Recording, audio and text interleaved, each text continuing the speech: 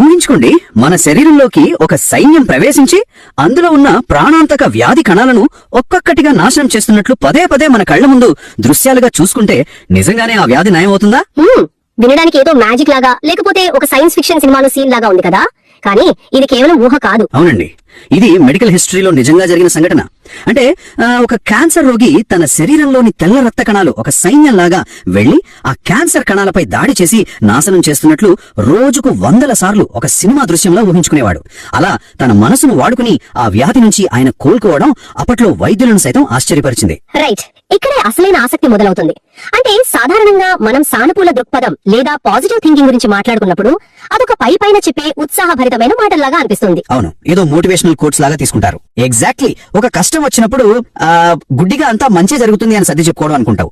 కానీ ఈ రోజు మనం చేస్తున్న ఈ లోతైన విశ్లేషణలో నార్మన్ విన్సెంట్ పీల్ రచించిన the power of positive thinking మరియు పాజిటివ్ ఇమేజింగ్ అనే పుస్తకాల మూలాలను పరిశీలిద్దాం. ఖచ్చితంగా మన లక్ష్యం కేవలం కొన్ని మంచి మాటలు చదువుకోవడం కాదు, వాస్తవానికి మన మనసును ఎలా ప్రోగ్రామ్ చేయాలి, భయాన్ని ఎలా జయించాలి, అలాగే దైనందిన సమస్యలను ఎలా పరిష్కరించుకోవాలి అనే దానికి సంబంధించిన ఖచ్చితమైన మెకానిజమ్స్ పైన ఫోకస్ చేద్దాం. అంటే దీని వెనుక ఉన్న మనస్తత్వ శాస్త్రం, ఆ సైన్స్ ఏమిటో అర్థం చేసుకోవడం అన్నమాట. అవును, ఈ పుస్తకాల్లో వాడిన ఒక పదం నన్ను బాగా ఆలోచింపజేసింది. అదే మానసిక ఆస్మోసిస్, అంటే మెంటల్ ఆస్మోసిస్. బహుశా మనం పాఠశాలలో ఆస్మోసిస్ ప్రక్రియ గురించి చదువుకునుంటాం, ద్రవాలు ఒక పొర గుండా ప్రవహించడం అని.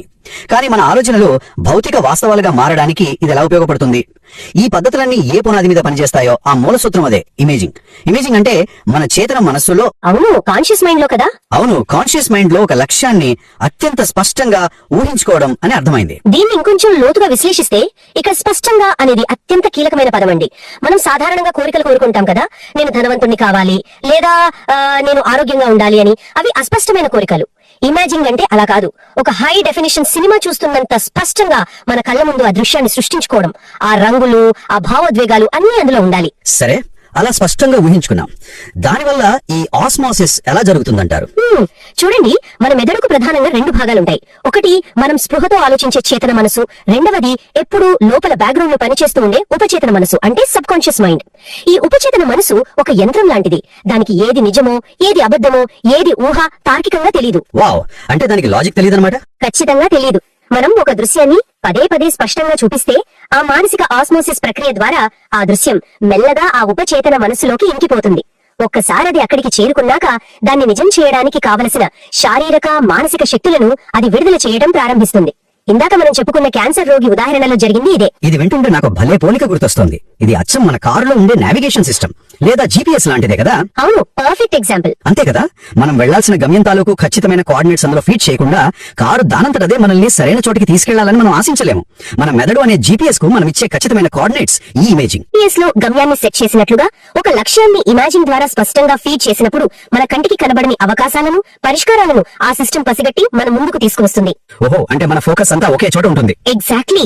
అప్పటి వరకు గాలిలో కలిసిపోతున్న మన శక్తులన్నీ ఒకే బిందువు వద్ద లేజర్ కిరణం లాగా కేంద్రీకృతమవుతాయి. సరే, మెదడు అనే జీపీఎస్ కు గమ్యాన్ని ఎలా ఇవ్వాలో అర్థమైంది. కానీ ట్రాఫిక్ లో పడినప్పుడు ఆ సిస్టమ్ కన్ఫ్యూజ్ అవుతుంది కదా, లేదా ఒక వైరస్ వస్తే అది తప్పుదారి చూపిస్తుంది. మన రోజువారీ ఒత్తుళ్లు, భయాలు అలాంటి వైరస్ లాంటివే. మరి ఈ మెదడును ప్రతిరోజు ఎలా నిర్వహించాలి? ఎంత మంచి కారున్నా రోజువారీ మెయింటెనెన్స్ లేకపోతే అది పాడైపోతుంది కదా. అక్కడే దైనందిన అలవాట్లు లేదా డైలీ మెయింటెనెన్స్ అనేది అవసరం. ఈ పుస్తకాలు సూచించే రోజువారీ దినచర్యల్లో మొదటిది మనస్సును ఖాళీ చేయడం. రోజుకు కనీసం 2 సార్లు మనసులో పేరుకుపోయే భయాలు, అభద్రతా భావాలు, అపరాధ భావాలను స్పృహతో బయటకు పంపేయాలి అని మూల గ్రంథాలు వివరిస్తున్నాయి. ఇక్కడే నాకు ఒక పెద్ద సందేహం వస్తుంది. వినడానికి మనసును ఖాళీ చేయడం అనేది చాలా సులభంగా ఉంది. కానీ సైకలాజికల్ గా చూస్తే ఒక చెడు ఆలోచనను లేదా ఒక భయాన్ని బలవంతంగా ఆపాలని చూస్తే అది మరింత బలంగా తిరిగొస్తుంది కదా. అవును, బౌన్స్ బ్యాక్ అవుతుంది. అదే, ఇప్పుడు ఉదాహరణకు ఒక పింక్ ఏనుగు గురించి ఆలోచించవద్దు అని ఎవరైనా చెబితే ముందుగా మన మైండ్ లోకి అదే వస్తుంది కదా. మరి ఒక నెగటివ్ ఆలోచనని ఎలా వదిలించుకోవాలి? అది పదే తిరుగుతూనే ఉంటుంది. చాలా వ్యాలిడ్ పాయింట్ అండి ఇది. ఆ ప్రాబ్లం వస్తుంది కాబట్టి మూల గ్రంథాలు కేవలం ఖాళీ చేయడంతోనే ఆగిపోలేదు. ఖాళీ చేయడంతో పాటు వెంటనే రీఫిల్, అంటే తిరిగి నింపాలి అని నొక్కి చెబుతున్నాయి. భౌతిక శాస్త్రంలో ఒక నియమం ఉంది, నేచర్ అబార్స్ అ వాక్యూమ్ అని. ఓ, అంటే శూన్యాన్ని అంగీకరించదు. అంతే, ప్రకృతిలో శూన్యానికి స్థానం లేదు. ఏదో ఒకటి ఆ స్థానాన్ని భర్తీ చేసి తీరాలి. మనస్సు కూడా అంతే, ఎప్పుడు ఖాళీగా ఉండదు. పాత భయాలను తీసేసిన మరుక్షణమే ఆ స్థానంలో సానుకూల సృజనాత్మక ఆలోచనలను నింపాలి. లేదంటే మళ్లీ పాత నెగటివ్ ఆలోచనలే వేగంగా వచ్చి చేరుతాయి. అంటే భయం రాకముందే అక్కడ ఒక సానుకూల ఆలోచనను ఉంచడం అనేది ఇక్కడ ప్రధానం అన్నమాట. అవునండి, దీనికి పుస్తకంలో ఒక వాస్తవ ఉదాహరణ ఉంది. ఒక సేల్స్ మ్యాన్ తన వృత్తిలో భాగంగా కారులో ఎక్కువగా ప్రయాణిస్తూ ఉండేవాడు. ఆ ప్రయాణ సమయంలో అతనికి పదే పదే ఓటమి ఆలోచనలు, వ్యాపారం ఎలా జరుగుతుందో అనే భయాలు వేధించేవి. అది అతని ఆత్మవిశ్వాసాన్ని పూర్తిగా దెబ్బతీసేది. అప్పుడు అతను ఒక పని చేశాడు. తన కారు విండ్షీల్డ్ దగ్గర చిన్న చిన్న కార్డులపై సానుకూల వాక్యాలు అంటే అఫర్మేషన్స్ రాసి పెట్టుకున్నాడు. డ్రైవింగ్ చేస్తూ ఆ కార్డులను చదవడం ప్రారంభించాడు. ఒక్క నిమిషం, కేవలం ఆ కార్డులు చదవడం వల్ల అంత పెద్ద భయాలు ఎలా పోతాయి? అంత సింపుల్ అది? ఎందుకంటే ఆ ఖాళీ సమయం భయాలకు తావివ్వకుండా అతను తన మెదడుకు పాజిటివ్ ఆలోచనలతో నిండిన ఆహారాన్ని ఇస్తున్నాడు. న్యూరోప్లాస్టిసిటీ గురించి మనం సైన్స్ లో వినే ఉంటాం. మనం ఏది ఎక్కువగా ఆలోచిస్తే మన మెదడులో ఆ నరాల కనెక్షన్లు అంత బలంగా మారతాయి. పదే పదే సానుకూల వాక్యాలను చదవడం ద్వారా ఆ సేల్స్ మ్యాన్ పాత నెగటివ్ సర్క్యూట్లను బలహీనపరిచి కొత్త పాజిటివ్ సర్క్యూట్లను నిర్మించుకున్నాడు. అద్భుతం. అవును, తెలియకుండానే తన ఉపచేతన మనసును రీప్రోగ్రామ్ చేశాడు. చివరికి అతని వ్యాపారం కూడా ఊహించని స్థాయికి వెళ్ళింది. ఆ రీవైరింగ్ అనేది ఇక్కడ చాలా ముఖ్యమని అర్థమవుతోంది. అందుకే రోజుకు కొంతసేపు మౌనంగా ఉండటం, ముఖ్యంగా ఉదయం నిద్రలేచిన వెంటనే, అలాగే రాత్రి పడుకునే ముందు కనీసం ఒక్క నిమిషం పాటు మనం ఆశించిన ఫలితాన్ని స్పష్టంగా ఊహించుకోవడం అంత ముఖ్యం అని ఈ గ్రంథాలు చెబుతున్నాయి. ఖచ్చితంగా అది ప్రతిరోజు మన మెదడుకు మనం చేసుకునే సర్వీసింగ్ లాంటిది అనుకోండి. ఈ డైలీ మెయింటెనెన్స్ అంతా బాగానే ఉందిలేండి, కానీ జీవితం ఎప్పుడూ ఒక క్రమ పద్ధతిలో ఉండదు కదా. కొన్నిసార్లు అకస్మాత్తుగా ఒక పెద్ద సమస్య మన ముందుకొస్తుంది. అప్పటికప్పుడు తీవ్రమైన భయం మనల్ని కమ్మేస్తుంది. గుండె వేగంగా కొట్టుకుంటుంది, చెమటలు పడతాయి. అలాంటప్పుడు ఈ నెమ్మదిగా అలవాట్లు మార్చుకునే విధానం పనిచేయడానికి సమయం ఉండదు కదా. మరి ఆ తక్షణ భయం నుండి బయటపడే మార్గం ఏమిటి? అక్కడే ఒక నిర్దిష్టమైన అత్యంత ఆచరణాత్మకమైన శ్వాస పద్ధతి గురించి ఈ గ్రంథాలు వివరించాయి. భయాన్ని జయించడానికి సూచించిన 3 స్టెప్ బ్రీతింగ్, అదే 3 శ్వాసల పద్ధతి ఇది. ఇది కేవలం మన ప్రశాంతత కోసం తీసుకునే సాధారణ శ్వాస కాదు, ఒక పవర్ఫుల్ సైకలాజికల్ ట్రిక్. ఆ దశను నేను చదివాను. ముందుగా ఒక మొండి సమస్య ఎదురైనప్పుడు కంగారు పడకుండా కేవలం 30 సెకండ్ల పాటు ఆ సమస్య పూర్తిగా మన అదుపులో ఉన్నట్లు, మనం దాన్ని సమర్థవంతంగా ఎదుర్కొంటున్నట్లు మనసులో ఒక చిత్రాన్ని ఊహించుకోవాలి అంటారు. ఆ తర్వాత 3 సార్లు దీర్ఘంగా శ్వాస తీసుకుని గాలి వదలాలి. మొదటి శ్వాస పీల్చేటప్పుడు నేను ఆత్మవిశ్వాసాన్ని పీల్చుకుంటున్నాను అని, గాలి వదిలేటప్పుడు నేను నాలోని భయాన్ని వదిలేస్తున్నాను అని మనసులో బలంగా అనుకోవాలి కదా. అక్కడ ఆగుదాం. ఆ మొదటి శ్వాస వెనుక ఉన్న మానసిక వ్యూహం గమనించండి. మన శ్వాసకు మనం ఒక లేబుల్ అంటిస్తున్నాం. అలా లేబుల్ చేయడం వల్ల ఫిజియోలాజికల్ గా మనలో మార్పు వస్తుంది. తీవ్రమైన భయంలో ఉన్నప్పుడు మన నాడీ వ్యవస్థ, ముఖ్యంగా సింపథెటిక్ నర్వస్ సిస్టమ్ అనేది ఫైట్ ఆర్ ఫ్లైట్ మోడ్ లో ఉంటుంది. అంటే భయపడి పారిపోవడం లేదా పోరాడటం. ఎగ్జాక్ట్లీ. కానీ ఎప్పుడైతే మనం దీర్ఘంగా గాలి పీల్చి వదులుతూ దానికి ఒక సానుకూలమైన మాటను జత చేస్తామో, వెంటనే మన పారాసింపథెటిక్ నాడీ వ్యవస్థ యాక్టివేట్ అవుతుంది. అది మెదడుకు అంతా ప్రశాంతంగా ఉంది, ప్రాణహాని లేదు అనే సిగ్నల్ పంపుతుంది. ఇది తెలిస్తే తర్వాతి దశలు ఇంకా పవర్ఫుల్ గా అనిపిస్తాయి.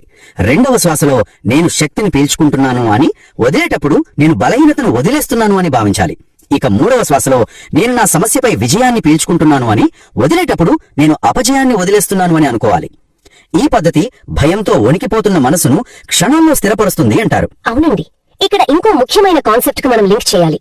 ప్రఖ్యాత మనస్తత్వవేత్త విలియం జేమ్స్ ప్రతిపాదించిన ఫస్ట్ లేయర్ ఆఫ్ ఫెటిగ్, అంటే మొదటి అలసట పొర గురించి ప్రస్తావించడం ఎంతో అవసరం. మనం భయపడినప్పుడు గాని, లేదా ఏదైనా కష్టమైన పని చేస్తున్నప్పుడు గాని, ఒక దశకు చేరుకోగాని ఇక నా వల్ల కాదు, నాలో శక్తి అయిపోయింది అని మన మెదడు ఒక సిగ్నల్ ఇస్తుంది. మనం అక్కడే ఆగిపోతాం. వెయిట్, అంటే ఆ అలసట లేదా ఆ భయం అనేది వాస్తవం కాదా? కేవలం మెదడుచే ఒక తప్పుడు అలారం లాంటిదా? విలియం జేమ్స్ ఏమంటారంటే, అది కేవలం మనల్ని రక్షించడానికి మెదడు ఏర్పాటు చేసిన మొదటి పొర మాత్రమే. ఆ పరిమితి దాటి మనం ఒక్కడడుగు ముందుకు వేస్తే ఆ మొదటి పొర కింద మనలో అపారమైన అనంతమైన ఎనర్జీ రిజర్వ్లు దాగుంటాయి.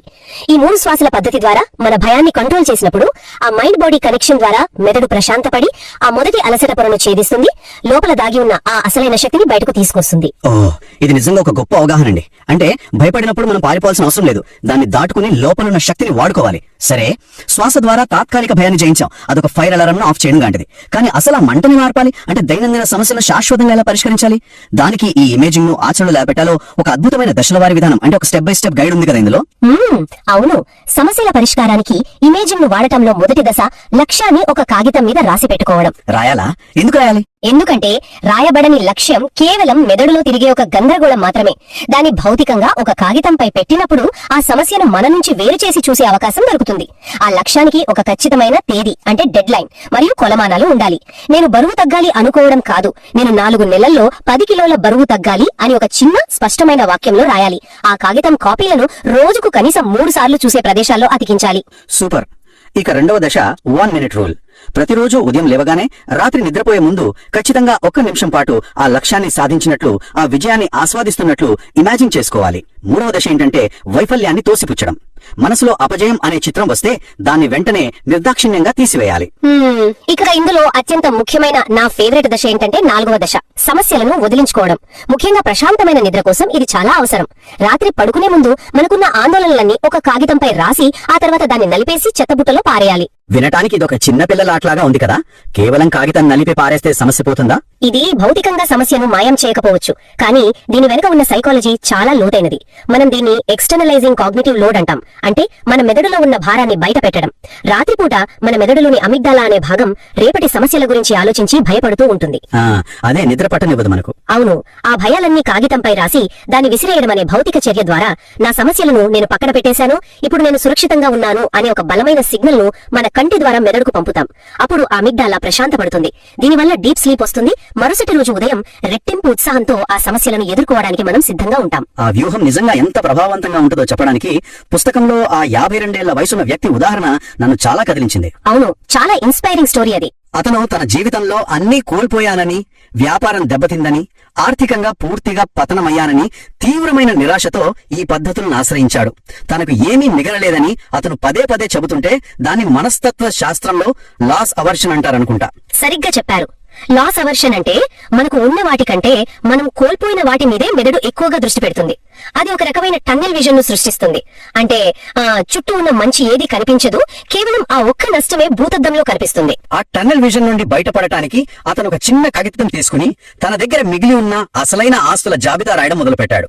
ఆ జాబితాలో అతను రాసిన విషయాలేంటంటే 30 ఏళ్లుగా కష్ట సుఖాల్లో తన వెన్నంటే ఉన్న భార్య, తనను ఎంతగానో ప్రేమించే 3 పిల్లలు, ఎలాంటి అనారోగ్యం లేని తన దేహం, కష్టాల్లో సాయం చేయడానికి సిద్ధంగా ఉన్న మంచి స్నేహితులు, వ్యాపారంలో తనెప్పుడూ పాటించిన నిజాయితీ. ఎగ్జాక్ట్లీ, అవన్నీ కదా అసలైన ఆస్తులు. అవును, ఈ ఆస్తుల జాబితా రాసుకున్నాక అతని కళ్ళు ఒక్కసారిగా తెరుచుకున్నాయి. తను కోల్పోయింది కేవలం బ్యాంకులో ఉన్న కొంత డబ్బు మాత్రమేనని, తన అసలైన ఆస్తులు, తన బలమంతా తన దగ్గరే సురక్షితంగా ఉన్నాయని గ్రహించాడు. ఆ ఒక్క కాగితం అతని దృక్కోణాన్ని పూర్తిగా మార్చేసింది. ఎందుకంటే భయం ఎప్పుడూ వాస్తవాలను వక్రీకరిస్తుంది. ఆ వక్రీకరణను అడ్డుకుని మెదడును తిరిగి వాస్తవం వైపు తీసుకురావాలంటే ఆ కాగితంపై రాసుకునే అలవాటు చాలా అవసరం. తన బలాన్ని తను గుర్తించిన క్షణంలోనే అతను సగం విజయం సాధించినట్లు లెక్క. ఈ జాబితా రాసే విధానం ఆ లాస్ అవర్షన్ ను బ్రేక్ చేసి మెదడుకు సరైన కోఆర్డినేట్స్ ఇస్తుంది. ఎంత అద్భుతమైన ప్రయాణం కదా ఇది. ఈ లోతైన విశ్లేషణ ద్వారా ఎన్నో ఆచరణాత్మకమైన సాధనాలను మనం నేర్చుకున్నాం. ఆలోచనలో వాస్తవ రూపం దాల్చే మానసిక ఆస్మాసిస్ విధానం గురించి, మెదడు అనే నావిగేషన్ సిస్టమ్ కు ఇమేజింగ్ ద్వారా గమ్యాన్ని ఇవ్వడం గురించి తెలుసుకున్నాం. అలాగే రోజుకు 2 సార్లు మనసులోని చెత్తను ఖాళీ చేసి వెంటనే పాజిటివ్ ఆలోచనలతో నింపుకునే రీఫిల్ దినచర్య చూశాం. తీవ్రమైన భయాన్ని పారద్రోలే సైకలాజికల్ ట్రిక్ అయిన 3 శ్వాసల పద్ధతి మరియు రాత్రిపూట ఆందోళనలను కాగితంపై రాసి చెత్తబుట్టలో పారేసి మన అమిగ్డాలాను ప్రశాంతపరిచే పద్ధతి గురించి విశ్లేషించుకున్నాం. ఈ జ్ఞానమంతా కేవలం ఎక్కడో పుస్తకాల్లో చదివి ఒక క్షణం ఆనందించడానికి కాదు కదా. వినేవారికి ఒకటే మనవి, ఈ క్షణం నుంచే మన ఉపచేతన మనస్సును ఎలా రీప్రోగ్రామ్ చేసుకోవచ్చో దానికి ఇవన్నీ ప్రత్యక్ష సాధనాలు అని మనం అర్థం చేసుకోవాలి. మన నమ్మకం, మన ఇమేజింగ్ మన వాస్తవాన్ని నిర్మిస్తాయనేది కేవలం ఒక భావన కాదు, అదొక నిరూపించబడిన సైన్స్. 100 పాళ్ళు ఏకీభవిస్తున్నాను. ఈ పద్ధతులను నిత్య జీవితంలో ఆచరణలో పెట్టడమే మన ముందున్న అసలైన సవాలండి. ఖచ్చితంగా. ఈ విశ్లేషణను ముగించే ముందు ఒక ఆసక్తికరమైన ఆలోచనను పంచుకుందాం. మన శారీరక ఆరోగ్యం కోసం మనం ఎన్నో జాగ్రత్తలు తీసుకుంటాం. మనం తినే ప్రతి చిన్న ఆహారం విషయంలోనూ అందులో ఎన్ని క్యాలరీలున్నాయి, ఎంత ఫ్యాట్ ఉంది అని లెక్క పెడుతూ చాలా కఠినమైన డైట్ పాటిస్తూ ఉంటాం. కానీ మన భౌతిక వాస్తవాలు, మన భవిష్యత్ అంతా మనం చేసే ఆలోచనలపైనే ఆధారపడి ఉన్నాయని ఈ గ్రంథాలు రుజువులతో సహా చెబుతున్నాయి కదా. అవును, అదొక పవర్ఫుల్ రియలైజేషన్ అండి నిజంగా. అలాంటప్పుడు ప్రతిరోజు మన మెదడుకు ఉదయం నుండి రాత్రి వరకు మనం తినిపించే ఆలోచనల విషయంలో ఎందుకు అలాంటి డైట్ పాటించాం? మనం ఎప్పుడైనా థాట్ క్యాలరీస్ ని లెక్క పెట్టామా? ప్రస్తుతం ఏ రకమైన పనికిరాని నెగటివ్ లేదా జంక్ ఫుడ్ లాంటి ఆలోచనలను మనం అసంకల్పితంగా రోజుకి ఎన్నిసార్లు మింగుతున్నాము? మనం అందరం ఈ ప్రశ్న వేసుకోవాలి. వావ్, థాట్ క్యాలరీస్, ఇది చాలా గొప్ప ఆలోచన. అవును, ఈ సరికొత్త ఆలోచనల డైట్ పై ఎలా దృష్టి పెట్టాలో మనం ఆలోచించడం ముఖ్యం. మరొక అద్భుతమైన లోతైన విశ్లేషణతో మళ్ళీ కలుద్దాం.